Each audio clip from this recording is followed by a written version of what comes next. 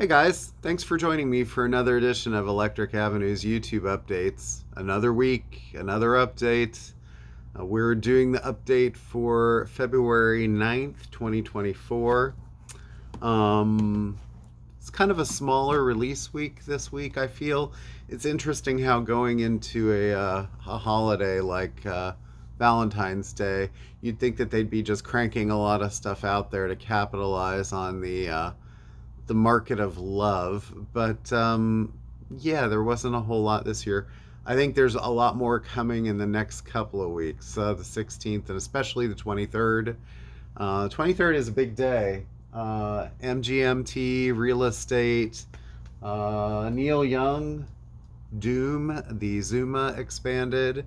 The second days of the new album gets a reissue. That's not been on vinyl in a long time. Hooray for the Riff Raff, some stuff from Prince, and anyway. So let me get to what's here today. um, and actually, also, there's not a lot of jazz. Usually, there's at least some jazz, but I think again, there's more coming in the next couple weeks. And there's been so much, so take a break, jazz people. All right. First thing I want to show today is the new Les Claypool box set. This thing is called Adverse Yaw, and it's basically the Prawn Song years. So we get the Live Frog set 1 and 2, Purple Onion, Big Eyeball in the Sky, Of Whales and Woe, and Of Fungi and Foe. And there's the side there if you want to take a look at that. So it's a nice box set. Runs in the 130s. For the first time ever, Les Claypool's Prawn Song solo works on vinyl, remastered by Stephen Marcuson, who's a great great mastering engineer. So there you go. If you're into like sort of whacked out funk rock, bizarre stuff, and he does some more, like, I would say outside the box of Primus type stuff in that too. Another set that comes out this week, smaller set but nice, is Sam Cooke's SAR Records story, 1959 to 65. This is a 4-record set, so it's not really a box set, but see the printing of everything that's on the back here. So it starts with things like Wade in the Water, Chatter, and then the Soul Stirrers, I'm a Pilgrim, Soul Stirrers. And it sort of kind of goes through those early Soul Stirrers years, and then some stuff with the Womack brothers. I see Johnny Taylor listed. Anyway, so that could be of note to people who are like Sam Cooke fans and they want a lot of Sam Cooke early stuff. New albums this week. Let's so now that the box set things are out of the way.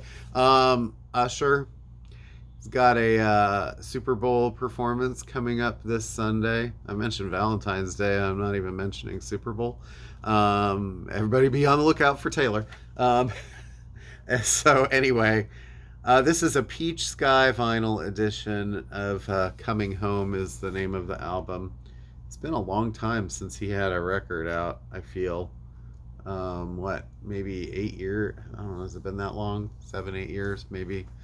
Not really sure. But he's one of those that just kind of sits around quietly and then all of a sudden, boom, everybody knows he's there. But this features collaborations with 21 Savage and Summer, her and Jungkook. Is that how you say that? Anyway, Usher. And no Nepo babies allowed here, but Donnie Harrison. I never quite figured that out. I think it's Donnie, but maybe it's Danny. Neon Yellow, 2 LP gatefold sleeve, and a 20-page booklet.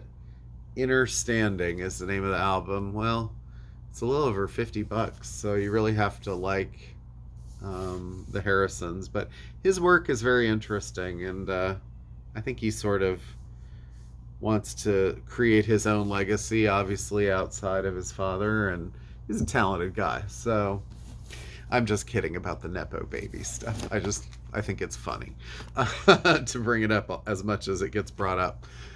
Brittany Howard, this is her new record. What Now? I want to say former lead singer of Alabama Shakes, because it seems like Alabama Shakes is pretty much done. I mean, she moved across the country. This is her second solo album. They haven't had an album in 8 years, maybe, and 7 years. And she kind of is like, I'm doing my own thing.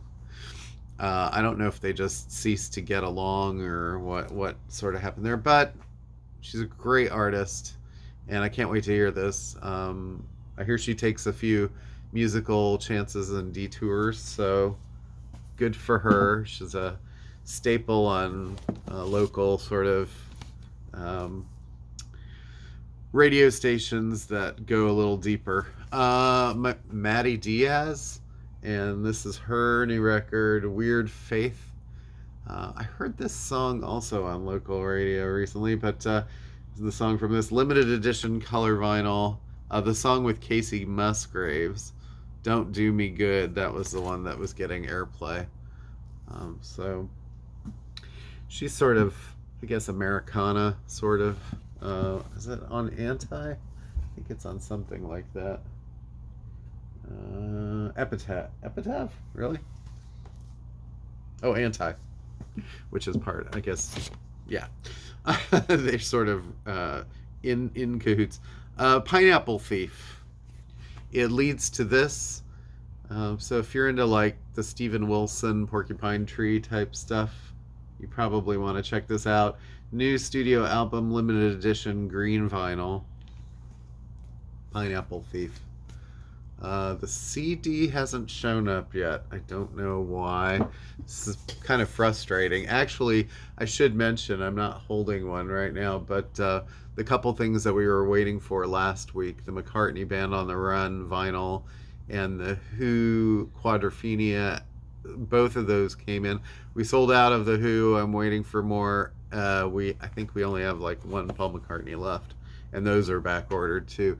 So there's this whole thing about FOMO. If you miss it, you're like, am I gonna get it again? It's like, I think most of the time, unless you're like the Talking Heads, a lot of those things come around again, but sometimes they don't. So I can understand why people get a little crazy about that.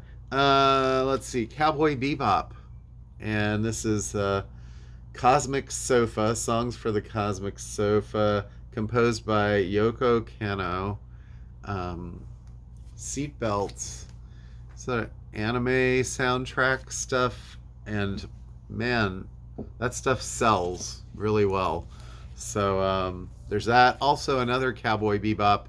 This one is called The Real Folk Blues Legends. The Real Folk Blues Legends. Same composer, Cowboy Bebop. There you go. I don't know, this one might have been out before in some sort of a different pressing. Let's see, Bill Evans. Well, oh, I lied. There is jazz. Bill Evans, Undercurrent. This one is not on the typical label. It's not Blue Note. It's not Verve Acoustic Sounds. It's not Original Jazz Classics, Concord. This is Jackpot Records, which has been sort of quietly doing some really quality work. They did a bunch of Booker T stuff and a bunch of the Meters, and now they're sort of venturing into Bill Evans, and this is with Jim Hall.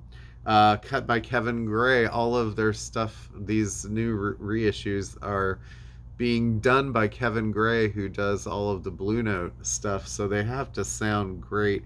This is the all analog process from the original master tapes. It's kind of word of mouth is that most of the pressings of this album, including maybe the original, have not been great because the recording itself was sort of not the cleanest or the best recording, but over time, You get someone like Kevin Gray to really work on this to make it sound good. I'm assuming this is probably going to be about the best version of it that you're going to hear. So we don't have a lot of these because they start getting kind of pricey. A Jackpot isn't cheap, but it's in the mid 40s. So, all right, a couple of Cat Stevens reissues from his early days. Matthew and Son. This is the Cat-O-Log collection, pressed on cream vinyl, restored original artwork, remastered from the original DRAM masters. So there's that one. I mean, I think these are sort of difficult to get on vinyl, and I don't know if they're probably not as like renowned as the A&M stuff. And then this one is called New Masters, with Cat looking very period drama there. I don't know. What do you call this? Modern day Saltburn? I don't know. No. Very like dandy looking, actually. Well, it makes sense. I mean, he and Bowie and they all sort of went through that period. Well, the Beatles had their sort of moments too. They did all that sort of Sergeant Pepper's military regalia, but anyway, it was in to dress like that at one point in time. So maybe it'll be like that again. I think Harry Styles is bringing it back a little bit. Maybe that should be his next move. You heard it here first. All right, Aramis Hall and Your Love Is My Desire. This is what they are considering a funk soul classic. This is the essential reissue series from ORG Music of Westbound Records, which is the label that is sort of famous for funkadelic. Classic Westbound masters, restored and remastered with care. Limited edition sun-kissed yellow color vinyl. Among the most sought-after records of the modern soul era. Well, there you go. Great cover. I think I need to hear that. Let's see, a couple of more. These are music on vinyl repressings or reissues. Johnny Cash, The Man in Black. And this album, it has kind of a textured cover. They've been doing really nice textured covers for music on vinyl. Limited edition of 2,500 individually numbered copies on crystal clear vinyl, featuring the singles Man in Black and Singin' in Vietnam, Talkin' Blues. So it's definitely music of an era.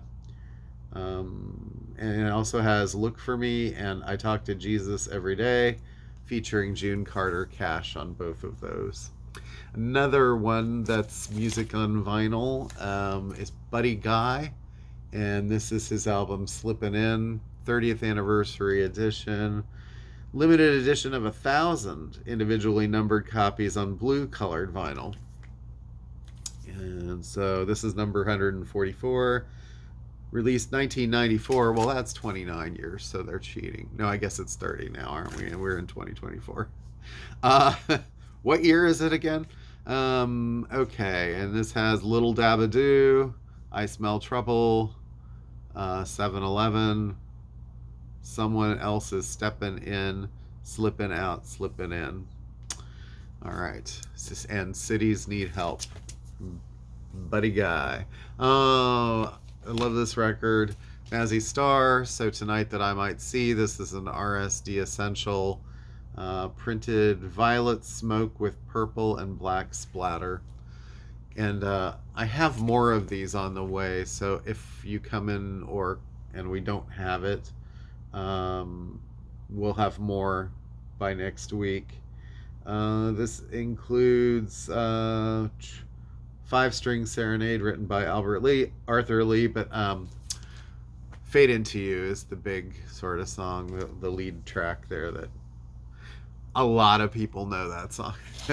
All right. And also another sort of that era or earlier, Meat Puppets 2.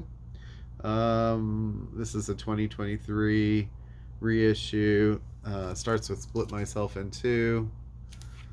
So, Meat Puppets fans, and that's pretty reasonably priced. I got a few CDs this week. There's a new Tinsley Ellis, he blues guy. This is on Alligator Records. Naked Truth is the name of that album. It's kind of expensive. I don't know, $20 for a CD. I don't know. The blues labels, they still have kept theirs a little more pricey. Zara Larson, this is her new CD, Venus, and there is a vinyl for this too. It features David Guetta on one of the tracks. She's sort of electronic pop. The Dead South, Chains and Stakes. I think it's sort of like alt country type. Six Shooter Records is the name of their label. Blood on Your Mind is the first song. And Dream Syndicate, a live CD called Live Through the Past Darkly, or Live Through the Past Darkly. Yeah, so you can see that. It's also about $20. It includes, I think it also includes the soundtrack. Oh, it says CD soundtrack to the DVD documentary. So, yeah. So, cool. UPS. All right. I'll get that in a minute. So, let me just wrap it up today. This is sort of a short one, like I said. I've got a recommend that I want to sort of focus on a little bit. Fiona Apple. And I chose the Idler Wheel, which is a very long, a long title here. This is her 2012 record. The Idler Wheel is wiser than the driver. I can't even say it. The Idler Wheel is wiser than the driver of the screw, and whipping cords will serve you more than ropes will ever do. So I think I just need to mention that all these albums recently became pretty widely available. Old Fiona, there's one right there. That's her first title. So when Tidal came out, there were a lot of, you don't know, maybe you know, there were a lot of women singer-songwriters coming out. It was the big sort of Lilith fair, but like, hey, let's pay attention to female singer-songwriters. Like, that had never happened before. Come on. Like, a bunch of incredible musicians, writers, and, the fact that you gotta single them out for being female, it's like they are half of the human race, or more, really. And there are a lot of super talented writers and artists there. And there were a few in the group of this Lilith movement that played the piano, were renowned for that. Sarah McLachlan, Tori Amos, and Fiona. Those were like probably the three big top selling ones of that ilk. Sheryl Crow, and it was more of a guitarist. Alanis, more of just a singer. And then, not just a singer, but a singer. And a host of other, I've mentioned Jane Siberry recently, although she's maybe more 80s, but had kind of come into her own more in the 90s. People like Katie Lang, Sam Phillips, a lot of like crossover people. Anyway, so Fiona was, at the time, she had a lot of sort of like drama surrounding, having a lot of attention focused on her at a young age. This album in particular, and the song Criminal, with its infamous video, very like sort of pushing the envelope, the young sexy waif and whatever. And I feel like at first people really didn't listen. We were so overtaken by the image and the attitude and what this record was, with its kind of like groove based music, that it really didn't resonate until later in a way to go, oh, this girl is incredibly talented, and in a different way than some of the other talented artists. I mentioned Tori Amos, and coming from a pianist's mind, their piano styles are totally different. Tori is very sort of, she thinks kind of almost like the piano is an orchestra. There's a heavy bass, and then there's all these sort of tinkly treble notes, and she's all over the keyboard a lot, and she does use it in sort of a rhythmic way, but usually it's sort of like the left hand is the bass and the right hand is sort of like the melodic filigree and whatever, and she uses the whole keyboard. Fiona is a little less so in the sense that she only tends to use the lower range of the keyboard, um, which by using lower notes kind of gives everything a darker, more moody feel to it. And then she also does a lot of very kind of like treatments on the piano, and I think a lot of that probably was working with John Bryan early on, how he sort of kind of steered the recording process, and he worked with Amy Mann on like the Magnolia soundtrack and things like that. So I think that there was a certain way of thinking orchestrally in this sense too, but it was more by the kind of sparse use of percussion and much more sort of like intimate and stripped down dry mics, like feels like they're just up in your ear singing instead of more more echoey and reverberant and more of that sense in like a Tori record of this era, which is ironic because Tori around 2000, 2001, when she did Scarlet's Walk, she started going much more dry, I think, in her sound as well. But anyway, so to speak towards that sort of thing, this is the album where I feel like she really completely made a total transition into the kind of artist that she is now. Up until that point, the last one had been Extraordinary Machine, and it was a pretty sort of a more typical Tori album. The title is kind of an outlier because it's sort of the only one that sounds like that, and then the next two are a little more When the Pawn and Extraordinary Machine are a little more sort of like John Bryan-esque. They have that sort of feel. I mean, you know his sound and production. If you're familiar with it, you sort of know it right away. But it's very like full with lots of detail. And then this is even more sort of like it's less groove based. The use of the drumming is very different. It's just a different sound, and the use of the piano is also very different. So, what would I say about this? Well, so there's 10 tracks on this album, and it's really an album of sort of like self-loathing. uh, there's a lot of like stuff where she's really questioning her sort of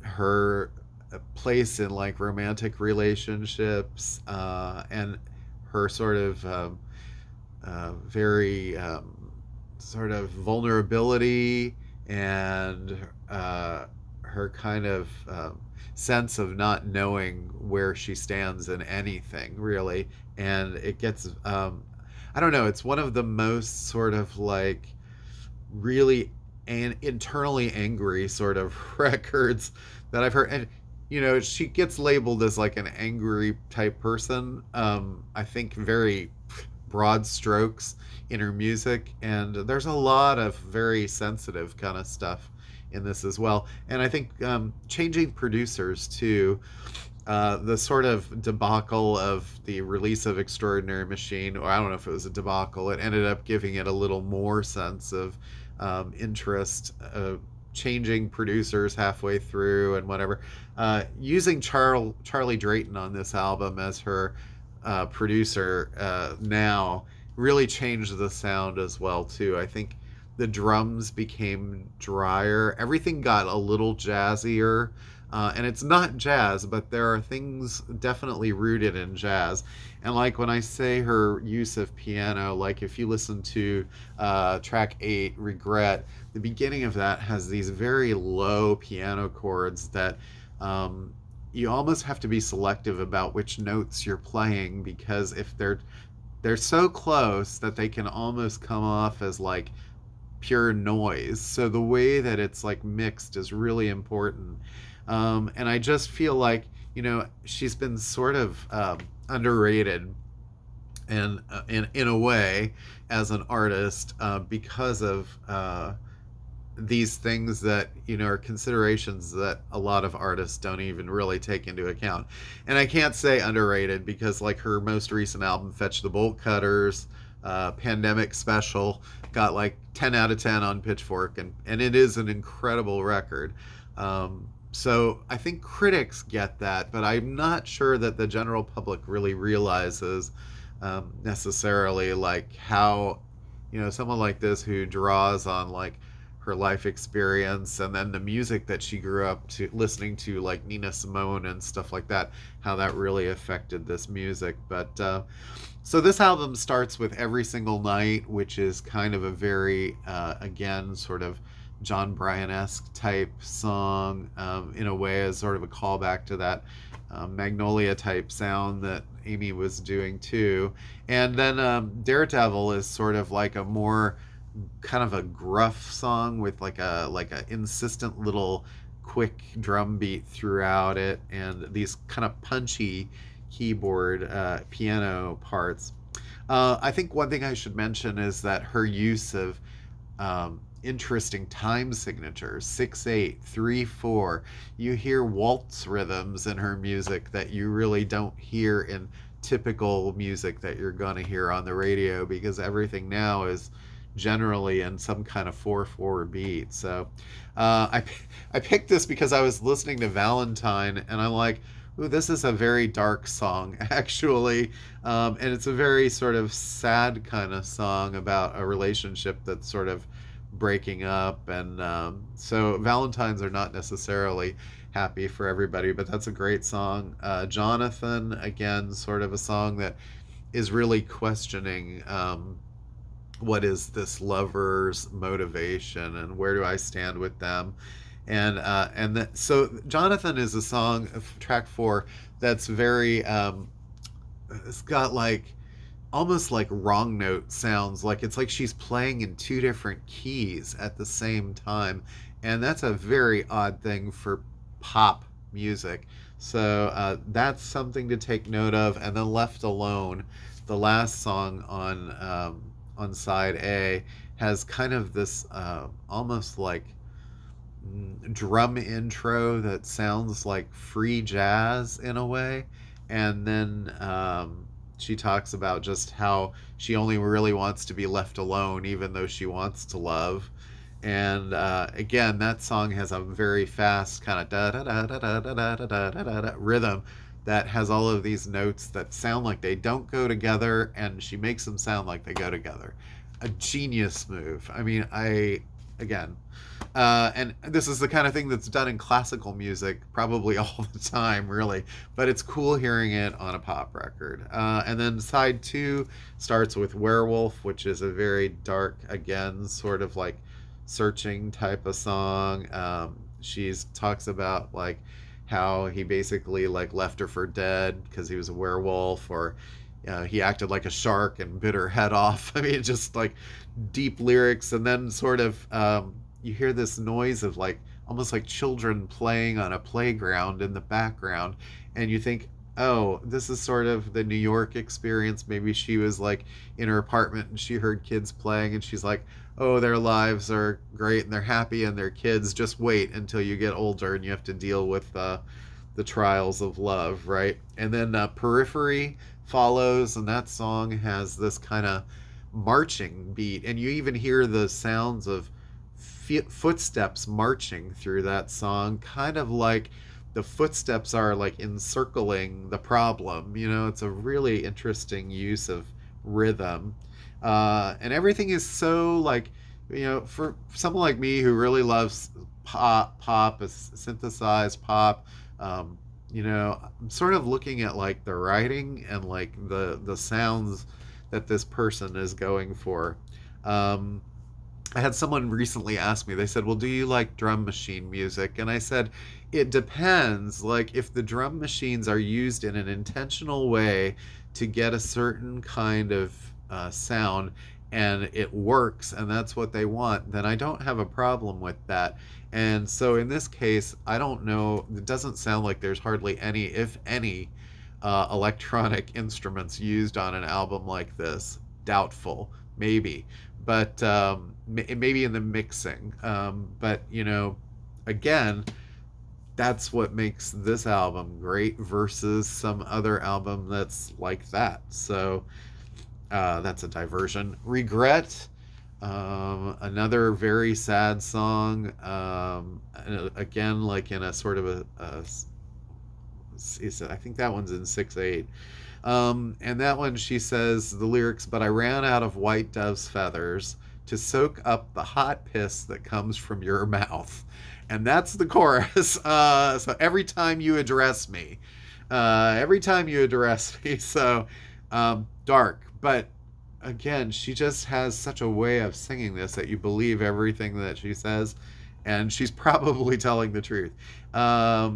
Anything we want is more slightly a little more of like, well, let's chill. It doesn't need to be so angry all the time. And then Hot Knife is the last track, which is kind of got this sort of like um, call and response type where it's like you feel like you're at some kind of revival. You get like vocals that are mixed very like almost like they're in your ears, they're just right there, and then she's kind of in the center, and so she's playing like the singer and the callback, and the drum is just kind of ticking along. I mean, the use of the drums on this album are just amazing because they're not used in typical fashion at all. I love the way Valentine sort of has a little insistent drum beat at the beginning in the background that sounds like a bum bum bum bum bum bum, like a heartbeat kind of thing. And I don't know. I feel like Idler Wheel gets a little bit of a short shrift in a catalog of amazing records because they're all amazing. So, and maybe some people will say, oh, that's my favorite album.